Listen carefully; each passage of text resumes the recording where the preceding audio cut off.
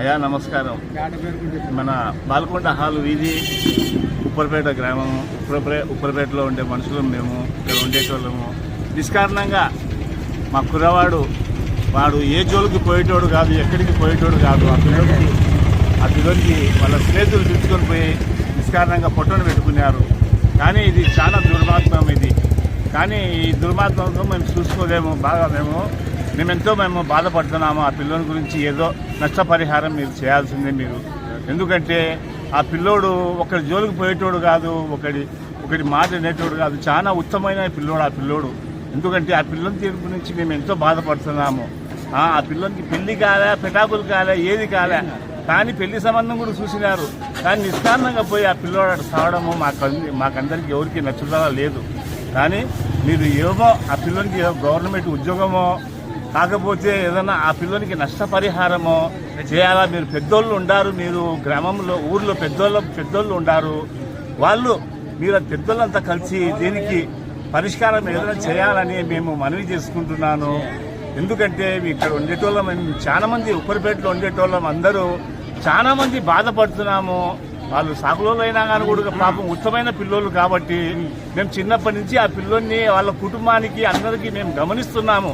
వాళ్ళు ఎట్లాటోళ్ళు అనేది వాళ్ళు ఒకరి విషయంలో జోక్యం చేసుకునేటోళ్ళు కాదు, వాళ్ళు ఏ గలాటాల్లో పోయేటోళ్ళు కాదు. కానీ అటువంటి పిల్లోడు అక్కడికి పోయి పేటలోకి పోయి ఆ పిల్లోడు సావడము చాలా నిష్కారణంగా, చాలా ఘోరంగా ఆ పిల్లోని చంపడం చూస్తా ఉంటే మాకే మా కడుపులో మాకు బాధ పుట్టుకొస్తుంది. అందుకని మేము చెప్పేది ఏమిటంటే ఆ పిల్లోని తరపున మీరు ఏదన్నా పరిహారం చేయాలని మేము పదే కోరుతున్నాము. ఎందుకంటే వాళ్లకు పెద్ద దిక్కు ఉండే పిల్లోడు కూడా వాళ్ళ తల్లిదండ్రులు కూడా పోయినారు, పెద్ద దిక్కు కూడా ఉండే పిల్లోడు కూడా వెళ్ళిపోయినారు. వాళ్ళ అక్క వాళ్ళు, వాళ్ళ చెల్లెళ్ళు చాలా బాధపడుతున్నారు. వాళ్ళు ఏదైనా తప్పులుంటే క్షమించండి. అందుకని నేను మనవి చేసుకునేది ఏమిటంటే వాళ్ళకి ఏదైనా సాయపూర్వకంగా వాళ్ళకి సాయం చేయాలని మనవి చేసుకుంటున్నాను. నమస్తే. మా ఫ్రెండ్ వాళ్ళ కొడుకే చనిపోయినది అన్యాయంగా మధ్యవర్తిత్వంగా పోయి వాళ్ళ ఇంటి దగ్గరికి మధ్యలో అంతమైనాడు. వాళ్ళు చంపేసినారు. చంపిన వాళ్ళకు ఉరిశిక్ష విధించాలా. ఆ ప్రభుత్వం తరఫున ఏదైనా ఎక్స్గ్రేషియా ఇచ్చి 50 లక్షలు సహాయం చేయాలా. వాళ్ళ చిన్నపిల్లలు ఉన్నారు, చెల్లెళ్ళు ఉన్నారు, వాళ్ళ కుటుంబ పెద్ద చనిపోయినాడు. దయచేసి ప్రభుత్వం వారు ఏదైనా సహాయం చేయాల్సిందిగా కోరుతున్నాను.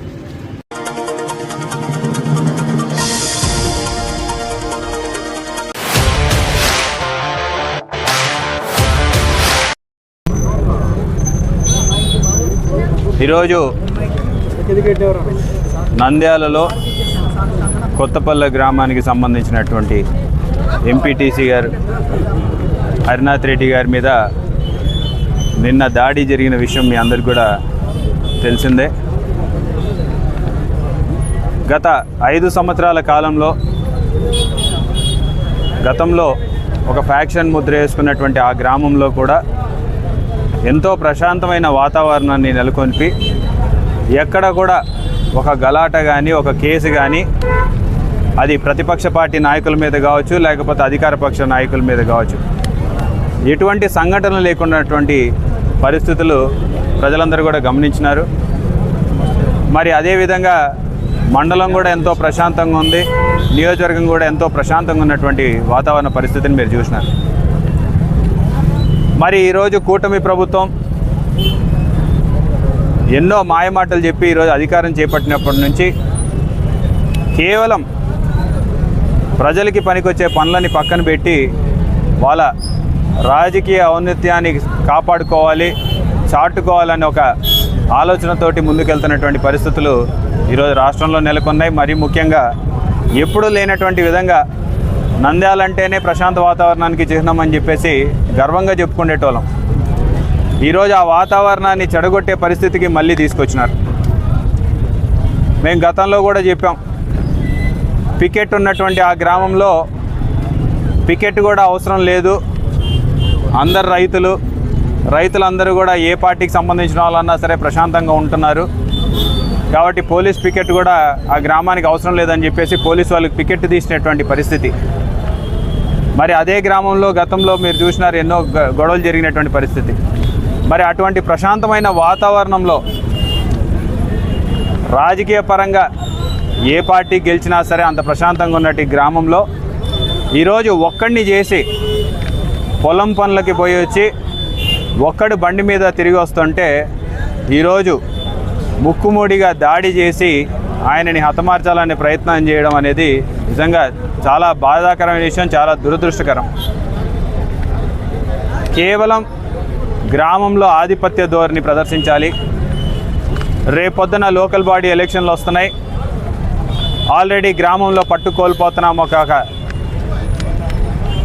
ఒక దుర్బుద్ధితోటి మళ్ళీ ప్రజల్ని భయభ్రాంతులకు గురి చేయాలి, వాళ్ళ కంట్రోల్లోకి తీసుకోవాలని ఒక ఆలోచనతోటి ఈ దాడి జరిగినట్టుగా కనపడుతోంది. ఎందుకంటే దాడి చేసిన వాళ్ళు ఇక్కడ A2 ముద్దాయి తులసిరెడ్డి కావచ్చు, లేకపోతే A3 ముద్దాయి నాగేశ్వర రెడ్డి కావచ్చు, లేకపోతే గాయపడినటువంటి హరినాథ్ రెడ్డి కావచ్చు, వీళ్ళందరూ కూడా బంధువులే, బయట వాళ్ళు కూడా కాదు ఎవరు. ఈరోజు తమ వారిని, తమ బిడ్డని ఇచ్చినటువంటి అల్లుణ్ణి కూడా ఈరోజు ఈ రకంగా దాడి చేసి గాయపరిచి హతమార్చాలనే ఒక దుర్బుద్ధితోటి జరిగిన ఈ చర్యని తీవ్రంగా ఖండించడమే కాదు తెలియజేస్తున్నాం. ఈరోజు బంతి మీ వైపు ఉండొచ్చు, రేపొద్దున మళ్ళీ మా వైపు రావచ్చు. మీరు ఈరోజు చేసినారంటే రేపొద్దున దీనికి రెట్టింపుగా మేము చేయాల్సి వస్తుంది అనేది కూడా గుర్తుపెట్టు. చేయలేమని మాత్రం ఎవరు అనుకోవద్దు, చేయాలన్న ఆలోచన కూడా మాకు లేదు. మాకు ఆ ఆలోచన కల్పించొద్దు, గ్రామాల్ని చెడగొట్టొద్దు, గ్రామాల్ని ప్రశాంతంగా ఉండనివ్వండి, రైతన్నల్ని బాగా చూసుకోండి. గ్రామాలు బాగుంటే మనందరం కూడా బాగుంటాము. కాబట్టి నియోజకవర్గం బాగు కోరికన్నా సరే ప్రతి ఒక్కరం కూడా సమన్వయంతో వ్యవహరించాలని చెప్పేసి కూడా తెలియజేసుకుంటూ, ఈ రకమైనటువంటి దాడుల్ని కానీ ఈ రకమైనటువంటి సంస్కృతిని కూడా పెంచి ప్రోత్సహిస్తున్న వాళ్ళందరికీ కూడా తెలియజేస్తున్నాం, మీరు పెంచి పోషించేది మీ చెయ్యి దాటిపోతే తర్వాత ఎవరి చేతిలో కూడా ఉండదు, ఆ పరిస్థితి దాకా తీసుకురావద్దని చెప్పేసి కోరుకుంటూ, మరి ఎస్పీ గారిని కూడా కలుస్తాము, డిఎస్పీ గారితో కూడా మాట్లాడతాము. దీని వెనకల ఉన్న వాళ్ళందరినీ కూడా శిక్షించమని చెప్పేసి మరొకసారి వాళ్ళకి తెలియజేసుకుంటామని చెప్పేసి కోరుకుంటాం. ఏ వాతావరణం కూడా కొనసాగితే ఈ ప్రభుత్వం ఏర్పడినప్పటి నుంచి ఈ చుట్టుపక్కల మండలాల్లో కూడా ఎన్నో సంఘటనలు మనం చూసాం. ఇదే విధంగా కొనసాగితే భవిష్యత్తులో జరిగే అనార్థాలకి కారణం కేవలం పోలీస్ డిపార్ట్మెంటే అవుతుందని చెప్పడంలో ఎటువంటి సందేహం లేదు. ఈరోజు కేవలం అధికార పక్షానికి దాసోహం ఆడుతూ వాళ్ళు చెప్పిన విధంగా గ్రామాల్లో ప్రశాంతమైన వాతావరణాన్ని చెడగొట్టే పరిస్థితికి ఈరోజు దిగజారుతున్నారంటే పోలీస్ డిపార్ట్మెంట్ వాళ్ళు కూడా మేలుకోవాల్సిన అవసరం ఉంది. గత 5 సంవత్సరాల్లో లేనటువంటి పరిస్థితులు మళ్ళీ ఎందుకు తిరిగి వస్తున్నాయి అనేది ఆలోచించాల్సినటువంటి పరిస్థితి ఉంది. ఈరోజు ప్రజలు మిమ్మల్ని ఓట్లు వేసుకొని ఎన్నుకున్నది ప్రజలకి మంచి చేస్తారని ఒక ఆలోచనతోటి ఎన్నుకున్నారనే అనుకుందాం. కొద్దిసేపు మిగతా విషయాలు పక్కన పెట్టినా సరే మీరు గెలిచినారు, ప్రజలకి మంచి చేయాలి, ప్రజలకి మంచి చేయడం మర్చిపోయి గ్రామాల్లో చిచ్చు పెట్టే కార్యక్రమానికి ఈరోజు రాజేసినారు. చిన్న చిన్న వ్యక్తులు, బుక్ కీపర్లు కావచ్చు, లేకపోతే డీలర్లు కావచ్చు, లేకపోతే ఈరోజు అంగన్వాడీ ఆయాలు కావచ్చు, లేకపోతే సిఆర్పీలు కావచ్చు, ఈ రకంగా ప్రతి ఒక్కరిని టార్గెట్ చేస్తూ ప్రతి ఒక్కరిని ఒక రాజకీయ ముద్ర వేసి తమ వాళ్ళకి లబ్ధి చేకూరాలని చెప్పేసి ప్రతి గ్రామంలో కూడా చిచ్చు పెడుతున్నటువంటి పరిస్థితి. ఈరోజు కొత్తపల్లి గ్రామంలో 5 సంవత్సరాలు ఎంతో కష్టపడి అవసరమైతే ఒక మెట్టు మనం తగ్గైనా సరే గ్రామం ప్రశాంతంగా ఉండాలని చెప్పి ఆ రోజు మేము ఒక మెట్టు తగ్గడం కూడా జరిగింది. వైసీపీ పార్టీ అధికారంలో ఉన్నప్పుడు ఏ గ్రామంలో కూడా ఇటువంటి పరిస్థితి ప్రజలు చూడలేదు. ఈరోజు సంవత్సరంన్నర బయటకేమో గొప్పగా ప్రగల్భాలు పలుకుతూ ఉంటారు. ప్రశాంతంగా అందరూ రైతులు వ్యవసాయం చేసుకుంటుంటాడు. ఆయన కూడా ఒక 40 ఎకరాలు 50 ఎకరాల్లో పంట వేసుకొని పొలం పనులకు పోయి వస్తున్నటువంటి వ్యక్తిని నిజంగా ధైర్యవంతులైతే డైరెక్ట్గా దిగి అన్నా కొట్టాలి.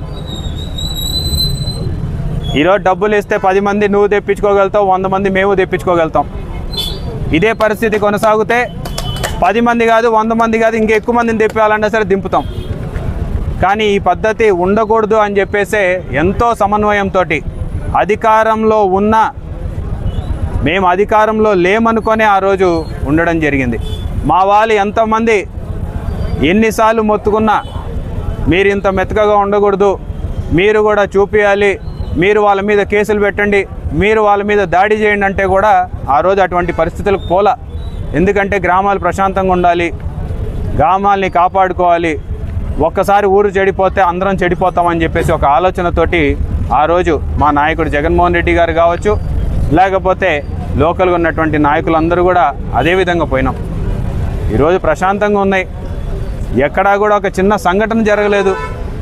సరే ఈ సంవత్సరంన్నర కాలంలో అయినా సరే ఆ కొత్తపల్లి గ్రామంలో ఏమన్నా మా వాళ్ళు రెచ్చగొట్టే పరిస్థితి ఉందా, లేకపోతే రెచ్చగొట్టే పనులు ఏమన్నా చేసినారంటే ఏ రకమైన ఇన్సిడెంట్లు లేవు.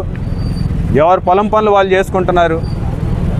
మరి ఇటువంటి సంఘటన ఎందుకు జరిగిందనేది ప్రజలు ఆలోచించాలి. పోలీసు వాళ్ళు కూడా ప్రలోభాలకి లేకపోతే ఒత్తిళ్ళకి లొంగకుండా, ఎందుకంటే ఒత్తిళ్ళు కానీ లేకపోతే ప్రలోభాలకు గురి చేయడంలో సిద్ధాస్తులు. సో అటువంటి దానికి లొంగకుండా ఎస్పీ గారిని ఒకటే కోరుతున్నాం, కొత్తగా వచ్చినారు, జిల్లా మీద కంప్లీట్ కంట్రోల్ సాధించాలంటే మాత్రం ఇటువంటి చర్యలు జరిగినప్పుడు చాలా సివియర్గా యాక్షన్ తీసుకోవాలి. ఎవరిని కూడా ఉపేక్షించకూడదు. ఎంత కఠినంగా శిక్షిస్తామంటే మిగతా వాళ్ళకి భయం అనేది రావాలి అని చెప్పేసి నేను ఎస్పీ గారిని కూడా కోరుకుంటున్నాను. ఆ విధంగా చేయకపోతే మాత్రం పరిస్థితులు చేయి దాటే పరిస్థితి. ఎందుకంటే ఈరోజు చూస్తున్నాం, నిన్న నడిగడ్డలో ఒక మర్డర్ జరిగింది, మాదిగపేటలో ఒక మర్డర్ జరిగింది. ఎప్పుడు నంద్యాలలో విననటువంటి పరిస్థితి. అంతకు మునుపు అదే నడిగడ్డ ప్రాంతంలో మళ్ళీ కారం ఓడిలు చల్లుకొని గొడవలు పడే పరిస్థితి. లేకపోతే ఇంకా ముందు రౌడీ షీటర్లు ఒకరినొకరు పొడుచుకొని ఒకరు హత్య గురి అయినటువంటి పరిస్థితి. ఎన్ని మర్డర్లు జరిగినా ఈ సంవత్సరం కాలంలో అనేది కూడా ఆలోచించుకోవాలి. కొంతమంది అదృశ్యమవుతే ఈ రోజు వరకు శవం ఎక్కడ ఉందో కూడా చెప్పలేనటువంటి పరిస్థితి.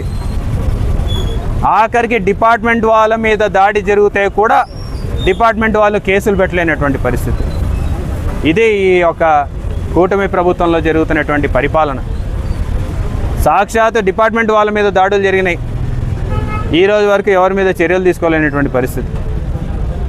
మరి ఇదే విధంగా కొనసాగితే పోలీస్ డిపార్ట్మెంట్ మీద గౌరవం ఎలా ఉంటుంది అనేది ఒకసారి ఆలోచించుకోవాలని చెప్పేసి కూడా కోరుతున్నాం. ఎస్పీ గారు కొత్తగా వచ్చినారు, మేము సంపూర్ణ విశ్వాసం ఉంది పోలీస్ డిపార్ట్మెంట్ మీద. ఆ డిపార్ట్మెంట్ వాళ్ళు మాత్రం దీని వెనకాల ఎవరున్నా సరే, ఎంత పెద్దవాళ్ళు ఉన్నా సరే, ఎన్ని ఒత్తిళ్ళు ఉన్నా సరే, ఎన్ని ప్రలోభాలకు గురి చేసినా సరే తగిన చర్యలు తీసుకోవాలి, తగినట్టుగా గట్టిగా శిక్షించాలని చెప్పేసి మేము కోరుకుంటూ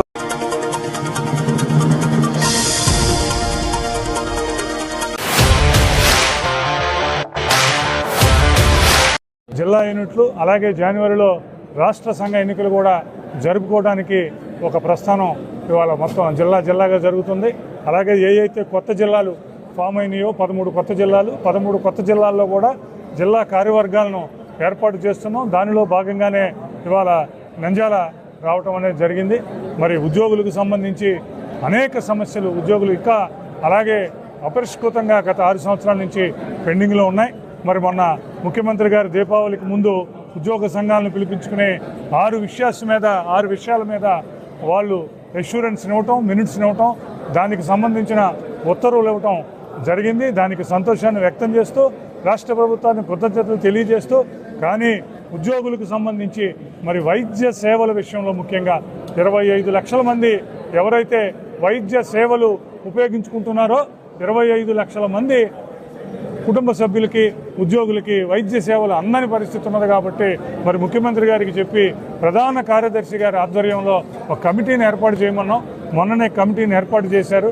మరి 60 రోజుల్లో మేము ఏదైతే స్క్రూటినీ విషయంలో, పేమెంట్ విషయంలో, ఇన్సూరెన్స్కు అనుసంధానం చేసే విషయంలో, కొత్త డాక్టర్స్ని అపాయింట్ చేసే విషయంలో, సీలింగ్ పరిమితిని పెంచే విషయంలో రాష్ట్ర ప్రభుత్వానికి మేము ఏదైతే తెలియజేశామో వారందరి దానిని మరి రాష్ట్ర ప్రభుత్వం 60 రోజుల్లో దానికి ఇది చేయాలని చెప్పి మేము విజ్ఞప్తి చేస్తున్నాం.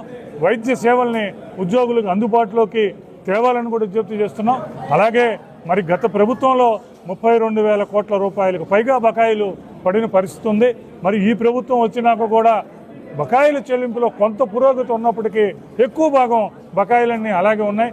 జీపీఎఫ్లు, ఏపీజీఎల్ఐలు, గ్రూప్ ఇన్సూరెన్సులు, అలాగే సిపిఎస్ కంట్రిబ్యూషను, వీటికి సంబంధించి అలాగే కొంతమంది పదవీ విరమణ చేసిన వారికి సరెండర్ లీవ్ల అంశంలో ఉన్నప్పటికీ కూడా ఇంకా బకాయిలు అనేకం పెండింగ్ ఉన్నాయి. బకాయిల చెల్లింపును వేగవంతం చేయాలని, ముఖ్యంగా పదవీ విరమణ చేస్తున్న ఉద్యోగులు ఎవరైతే ఉన్నారో 2 సంవత్సరాలైనా 3 సంవత్సరాలైనా వారికి గ్రాట్యుటీ మిగతాయి అందని పరిస్థితి ఉన్నది. మరి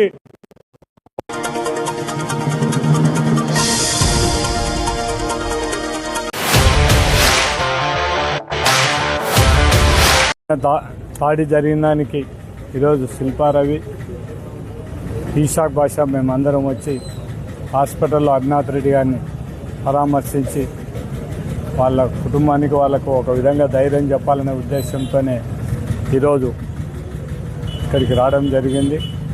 కానీ తెలుగుదేశం నాయకులు, తెలుగుదేశం ప్రభుత్వం తెలుసుకోవాల్సింది ఒకటే, ఫ్యాక్షన్ వల్ల ఏమి సాధించలేమన్న విషయం మాత్రం ప్రతి ఒక్క రాజకీయ నాయకుడు, ప్రతి ఒక్క నాయకుడు కూడా తెలుసుకోవాల్సిన అవసరం ఉంది. గ్రామాలు ప్రశాంతంగా ఉంటే ఎటువంటి అభివృద్ధి చేయడానికి కూడా ఎటువంటి ఇబ్బంది లేని పరిస్థితి ఉంటుంది. ఈ విధంగా కక్షలు పెంచి ఏదో మన ఊర్లో మనకు ఉండే బలం పెంచుకోవాలి, మేమంటే భయపడే వాతావరణాన్ని కల్పించాలంటే మాత్రం అది సాధ్యం కాని పరిస్థితి. ఏదో కొద్ది రోజులు మాత్రం అది ఉపయోగపడుతుంది తప్ప పొరపాటున సీన్ రివర్స్ అయితే మాత్రం ఆ నాయకులు కూడా ఒక్కసారి ఆలోచించాల్సిన అవసరం ఉంది. నేను మొత్తం 85 నుంచి రాజకీయంలో ఎమ్మెల్యేగా మొత్తం అదేవిధంగా ఫ్యాక్షన్ దానిలో కూడా చూడడం జరిగింది. కొన్ని గ్రామాలలో ఫ్యాక్షన్ ప్రోత్సహించిన పరిస్థితులు ఉన్నాయి కూడా మళ్ళీ రివర్స్ అయ్యి వాళ్ళ పరిస్థితి ఏమిటనేది కూడా ఒకసారి చరిత్ర చూసుకుంటే మాత్రం తెలిసే పరిస్థితి ఉంటుంది. కానీ పొరపాటు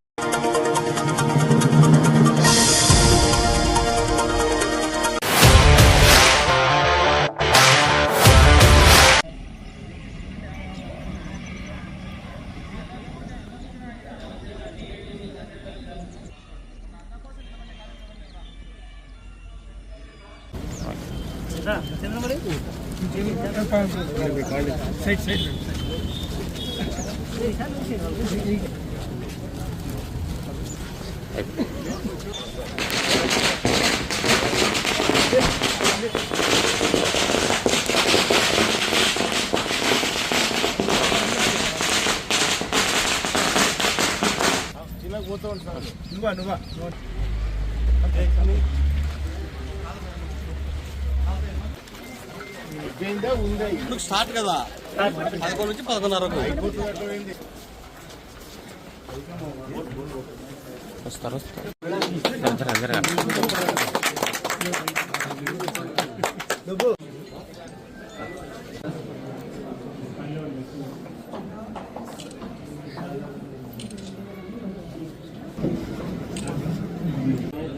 వాయిస్ క్లియర్ ఉందా సార్?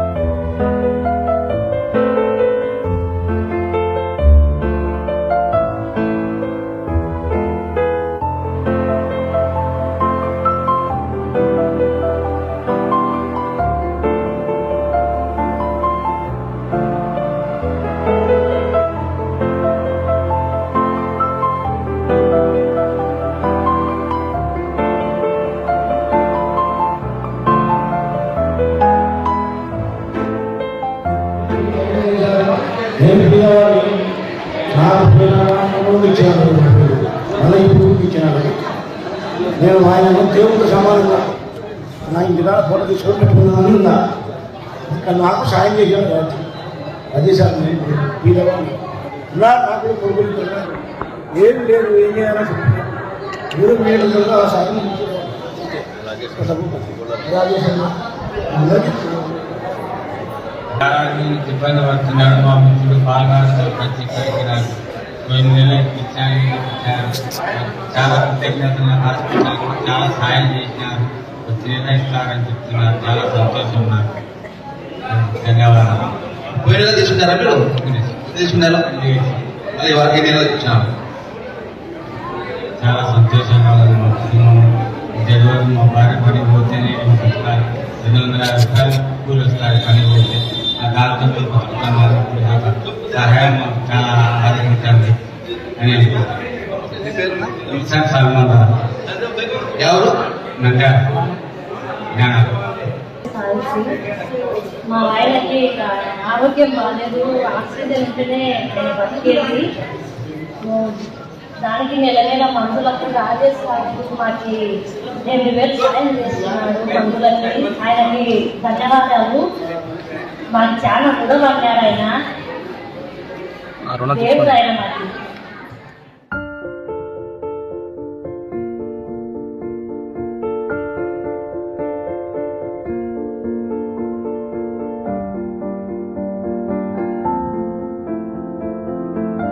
శ్రీ గోడ రాజేష్ గారు ఈరోజు మన వద్ద సమావేశం కావడానికి ప్రధాన కారణం దినదిన బాంధవుడు ప్రజలకు నంద్యాలలో పుట్టి తన వంతు సాయంగా ఏదైనా సహాయ సహకారం అందించాలని ముఖ్య ఉద్దేశంతో ముందుకు వచ్చిన మహాత్ముడు గొల్ల రాజేశ్వర గారు.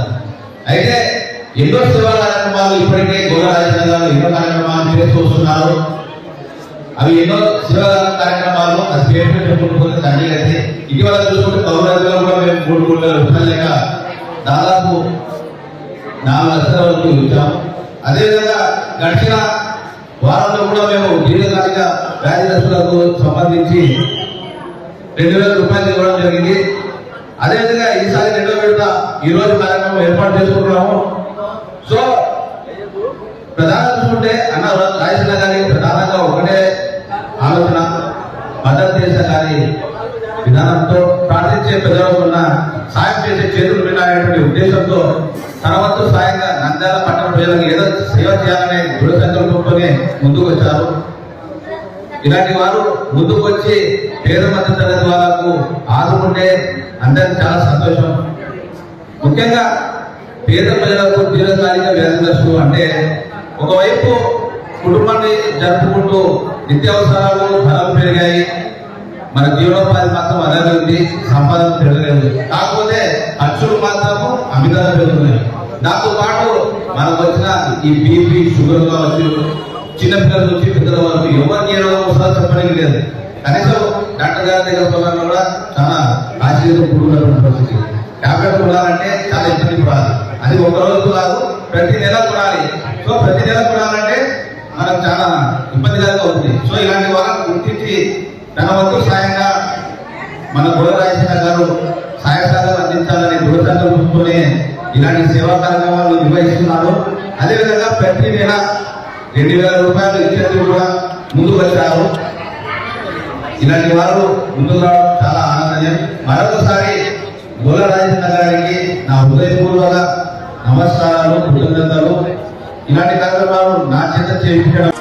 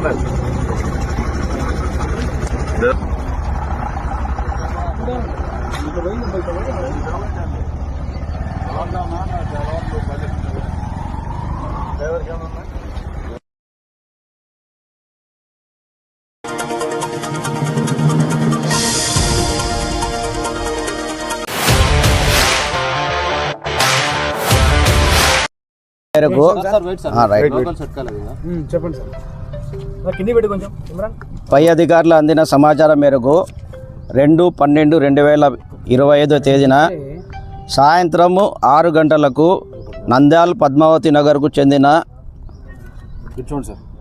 ప్రణవ్ నిర్వహిస్తున్న టాటో షాప్ నందు వన్యప్రాణులకు సంబంధించిన ఆర్టికల్స్ ఉన్నవని తెలిసినవి. అటవీ అధికారులు మరియు పోలీస్ అధికారులు సెర్చ్ వారెంట్ ద్వారా ఆయన షాప్ని తనిఖీ చేయడం జరిగింది. షాప్లో ఎలాంటి వన్యప్రాణులకు సంబంధించినవి ఏమని దొరకగా నెక్స్ట్ అతను వాళ్ళ ఇంటికి పోయి ఇంటికాడ సెర్చ్ వారెంట్ ఇచ్చి ఇల్లంతా సెర్చ్ చేయడం జరిగింది. అతను ప్రణవ్ అనే వ్యక్తి అతని మెడలో ఒక గోల్డ్ అంటే బంగారం చైన్తో కూడిన ఒక దాంట్లో డాలరు, లెపర్డ్ క్లా అంటే గోర్లు అది ధరించి ఉన్నాడు. అతను మేము ఇంట్రాగేషన్ మొత్తం సెర్చ్ చేసినాక మనం ఇంట్రాగేషన్లో అతను చెప్పినాడు, నేను ఒక చైన్ తీసుకున్నాను, ఒక వ్యక్తి ద్వారా నేను తీసుకున్నాను, అతను గోపారం అగ్రికల్చర్ ఫారం మహానందిలో ఉంటాడని చెప్పి అతను అంటే పేరు నేను చెప్పదలుచుకోలేదు. మళ్ళీ ఫర్దర్గా మనము ఆల్రెడీ అరెస్ట్ చేసినాము. అతనుకు అరెస్ట్ చేయడం జరిగింది. అతను కార్పొరేషను ఏపీ ఫారెస్ట్ డిపార్ట్మెంట్ కార్పొరేషన్లో టెంపరీ ప్లాంటేషన్ వాచర్గా ఉన్నాడు. అతను రెగ్యులర్ ఎంప్లాయీ కాదు. ఆ ప్లాంటేషన్ వాచర్ చేస్తూ అతను ఈ కరెంటు పెట్టి అతను మన పొలాలు బనానా గార్డెన్స్ ఉన్నాయట, గాంధీ బొమ్మ అంటే గాంధీ స్టాచ్యూ కూడా ఒక బనానా గార్డెన్స్లో ఆయనతో సహచరులు ఒక 4 కలిసి కరెంటులు పెట్టి లైవ్ కరెంటు ఏదో పంది పడుతుంది, పంది తీసుకొని మేము వాళ్ళు అది అలవాటు వాళ్ళకు, పంది పడినాక వాళ్ళు మాంసం చేసుకొని అమ్ముకోవడము తినడము అది అలవాటుగా వాళ్ళు 4-5 మంది కలిసి చేసేది. అది ఆ రోజు రాత్రి కరెంటు షట్ డౌన్ అయిన తర్వాత వాళ్ళు పోయి చూసినాక చిరుతపులి అనేది పడింది. వాళ్ళు కూడా చిరుతపులి అనేది పడినాక వాళ్ళు ఏం చేయాలనేది తెలిసి భయపడి వాళ్ళు దాన్ని అంటే చిరుతపులి కరెంట్ పడినాక స్కిన్ అంతా పూర్తిగా డ్యామేజ్ అయిపోయింది. ఆ డ్యామేజ్ అయిన స్కిన్ని వాళ్ళు కాల్ చేసినారు, బాడీ అంతా కాల్ చేసి దానికి ఉపయోగపడేది కేవలం గోర్లు కదా అని చెప్పి ఆ కాళ్ళు కట్ చేసి వాళ్ళు ఎవరెవరు కావాలంటే వాళ్ళకు అమ్మేసినారు. అది వాళ్ళకి అందరి పేర్లు ఉన్నాయి. మేము దాదాపు అందరినీ అరెస్ట్ చేస్తాము. కొంతమంది కాడ మేము రికవర్ చేసినాం. దాదాపు ఇప్పుడు 5 గోర్లు రికవర్ చేసినాము. ఇది వన్యప్రాణుల చట్టం కింద నేరము 3 సంవత్సరాల నుంచి 7 సంవత్సరాల వరకు జైలు శిక్ష అనుభవిస్తారు.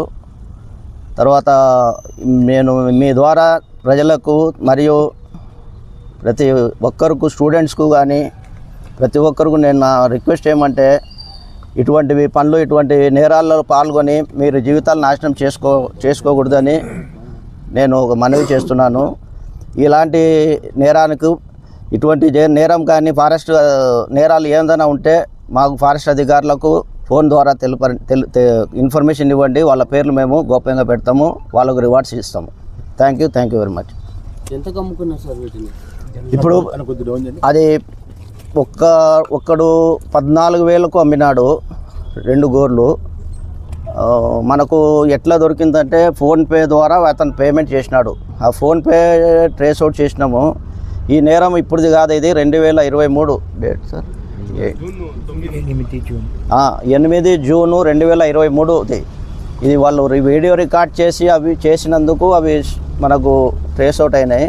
సార్ వాళ్ళు కొంచెం పై అధికారులకు ఫారెన్సిక్ దానివల్ల ఇంకా కొంచెం ఇన్వెస్టిగేట్ చేసి పై అధికారులు మాకు ఇలాంటి మనకు ఫీడ్బ్యాక్ ఇచ్చి ఇన్ఫర్మేషన్ ఒక టీం ఫార్మ్ చేసి టీం వల్ల మేము ఇంతమందిని పట్టుకోగలిగాము. ఇంకా కొంతమంది ఎంక్వైరీలో రావచ్చు, వాళ్ళని కూడా అరెస్ట్ చేస్తాం. అంటే కొన్ని అమ్ముకున్నారు, కొన్ని అది చిన్న అంటే చిరుతపులి పెద్ద పులి అంటే చిరుతపులి పెద్దది కాదు, అది చిన్న పిల్ల. ఆ పిల్లని గోర్లు కొన్ని వచ్చింటాయి, కొన్ని ఇరిగింటాయి కదా. మనకు దాదాపు ఒక 10 నుంచి 13 దాకా వాళ్ళు అమ్మినారని తెలిసింది. కొంత ఫ్రెండ్ సర్కిల్లో ఫ్రెండ్ కావాలని చెప్పి వాడు ఏదో ఇచ్చేసినారు. అవి ఏమైనా కానీ ఇప్పుడు వరకు మాకు 5 రికవరీ అయినాయి. మిగతావి కూడా మేము రికవర్ చేస్తాము. కొంతమంది ముద్దాయిలు కూడా అరెస్ట్ చేస్తాము.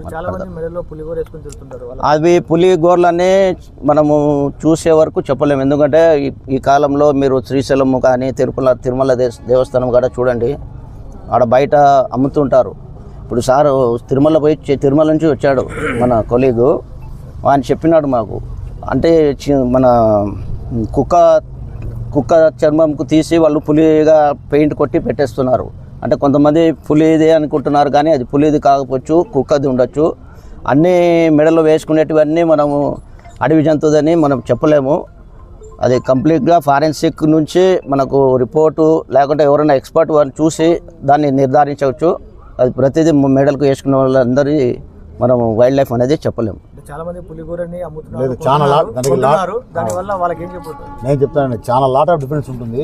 కుక్కకు సంబంధించిన గోర్లు ఉంటాయి కదా, గోరు కాదు వాడేది, ఎముకను కట్ చేసి వాడు ఎముకతో టెస్టింగ్ చేస్తాడు. అవి సరే ఇక్కడ సార్ మీరు ఆ ఎముకను వాడు మలిచేసి గోరు మాదిరిగా షేప్ చేస్తాడు వాడు.